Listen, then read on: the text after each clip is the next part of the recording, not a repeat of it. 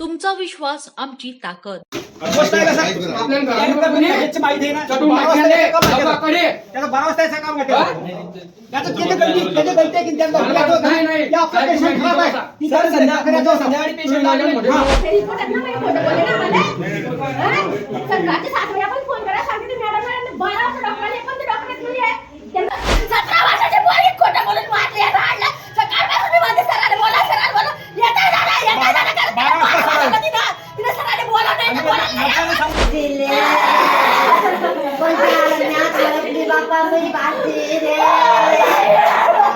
बुलढाण्यात डॉक्टरच्या हलगर्जीपणामुळे तरुणीचा मृत्यू झाल्याचा आरोप.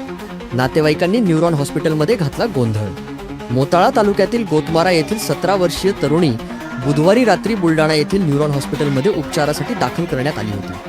परंतु गुरुवारी 15 जानेवारी रोजी दुपारी 12 वाजेच्या सुमारास तरुणीचा मृत्यू झाला. तरुणीची प्रकृती खालाविल्याने वारंवार हॉस्पिटलच्या नर्सला सांगूनही वेळेवर डॉक्टर आले नाही आणि जेव्हा डॉक्टर आले तेव्हापर्यंत तरुणीचा मृत्यू झाला होता. केवळ डॉक्टरच्या हलगर्जीपणामुळे तरुणीचा मृत्यू झाल्याचा आरोप नातेवाईकांनी करून हॉस्पिटलमध्ये गोंधळ घातला.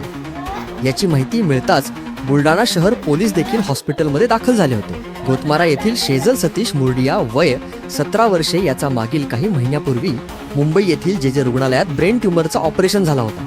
बुधवारी 14 जानेवारीला संध्याकाळी तिची तब्येत खालाविल्याने बुलढाणा येथील न्यूरोलॉजिस्ट डॉक्टर निलेश वाघ यांच्या न्यूरॉन हॉस्पिटलमध्ये तिला रात्री 8 वाजेच्या सुमारास उपचारासाठी दाखल करण्यात आले होते. मी लता परदेशी बोलतीये, जळगाव रायपूरून.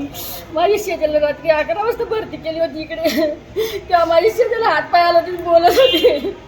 सकाळपर्यंत चांगली होती. मी सकाळी बोलली शीटन सरांना बोलत शीटन सरांना बोलून यांच्या हलगर्जीपणानं माझी शेजारी गेली. सर वरतून माझ्यावर पैसे टाकताय, तुमची पोरगीचं पोट मटण येईल, तुम्हाला 40,000 रुपये देतो. असं करताय ते आमच्यावर गरीब लोक असल्यामुळे. माझं नाव सुभाष देवकरण तिलुंदिया. मी गोतमारा गावाला राहतो. माझी साल्याची मुलगी देहांत झाली आज. ते कशामुळे सांगतो झाली मी सांगतो. मला काल आम्ही 10 वाजेपर्यंत ॲडमिट केलं डॉक्टरांनी एक सलाईन छोटी आणि एक मोठी 2 सलाईन लावल्या. त्यानंतर डॉक्टर चालले गेल्यानंतर त्या मुलीची हालत गंभीर झाली. त्यानंतर सकाळी उठल्यानंतर मग आम्ही नर्सांना सांगितलं की तुम्ही डॉक्टरांना फोन करा, तुम्ही आमचं पेशंट सिरियस होत आहेत. ते म्हणजे आता येतात डॉक्टर, केव्हा येतात. तर ते डॉक्टर आतापर्यंत आले नाही. ते आले मग किती 2 वाजे आपल्या 12 वाजता आले तर तेव्हा मुली गेलेली होती.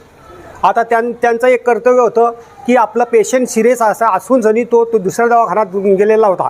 त्याचं आपल्याला माहिती होतं की आपलं पेशंट सिरियस आहे, तर त्यानं इथं सकाळी लवकर याचं काम होतं. नर्सांचं बी त्यांना फोन लावून सांगायचं काम होतं. आम्हाला न्याय पाहिजे आणि त्यांच्यावर कारवाई व्हायला पाहिजे. अगोदर बंबईला उपचार झालेला होता. 4 महिने अगोदर ब्रेन ट्यूमरचं ऑपरेशन झालेलं होतं. ते ऑपरेशन सक्सेस झालेलं होतं. 2-3 वेळेस आम्ही बंबईला पुन्हा तपासायला गेलेलो होतो. ते सगळं ठीकठाक होतं. पण हे काय की ती मुलगी समजा बेशुद्ध अवस्थेत होती, तर आम्ही रात्रीच दवाखान्यात आलो.